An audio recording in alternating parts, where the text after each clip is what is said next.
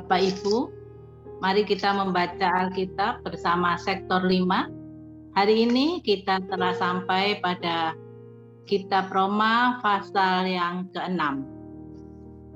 Roma pasal ke-6 ayat 1 sampai dengan 14, mati dan bangkit dengan Kristus. Jika demikian, apakah yang hendak kita katakan?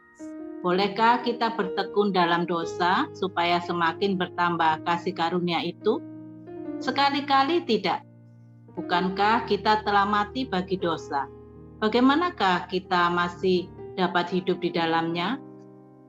Atau tidak tahukah kamu bahwa kita semua telah dibaptis dalam Kristus, telah dibaptis dalam kematiannya? Dengan demikian kita telah dikuburkan bersama-sama dengan Dia oleh baptisan dalam kematiannya, supaya sama seperti Kristus telah dibangkitkan dari antara orang mati oleh kemuliaan Bapa, demikian juga kita akan hidup dalam hidup yang baru. Sebab jika kita telah menjadi satu dengan apa yang sama dengan kematiannya, kita juga akan menjadi satu dengan apa yang sama dengan kebangkitannya. Karena kita tahu bahwa manusia lama kita telah turut disalibkan, supaya tubuh dosa kita hilang kuasanya, agar jangan kita menghambakan diri lagi kepada dosa. Sebab siapa yang telah mati, ia telah bebas dari dosa. Jadi jika kita telah mati dengan Kristus, kita percaya bahwa kita akan hidup juga dengan Dia. Karena kita tahu bahwa Kristus, sesudah Ia bangkit dari antara orang mati, tidak mati lagi, maut tidak berkuasa lagi atas Dia. Sebab kematiannya adalah kematian terhadap dosa, satu kali dan untuk selama-lamanya, dan kehidupannya adalah kehidupan bagi Allah. Demikianlah hendaknya kamu memandanginya, bahwa kamu telah mati bagi dosa, tetapi kamu hidup bagi Allah dalam Kristus Yesus.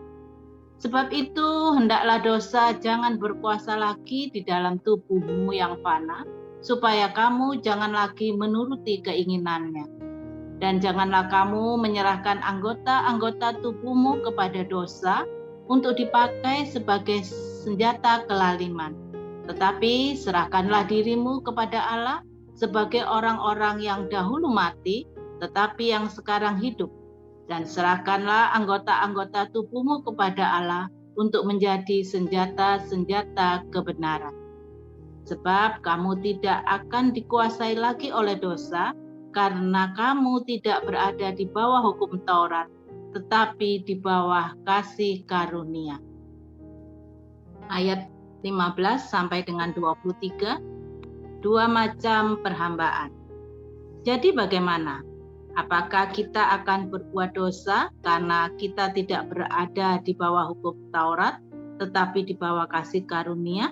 Sekali-kali tidak. Apakah kamu tidak tahu bahwa apabila kamu menyerahkan dirimu kepada seseorang sebagai hamba untuk mentaatinya, kamu adalah hamba orang itu yang harus kamu taati, baik dalam dosa yang memimpin kamu kepada kematian, maupun dalam ketaatan yang memimpin kamu kepada kebenaran. Tetapi syukurlah kepada Allah, dahulu memang kamu hamba dosa, tetapi sekarang kamu dengan segenap hati telah mentaati pengajaran yang telah diteruskan kepadamu.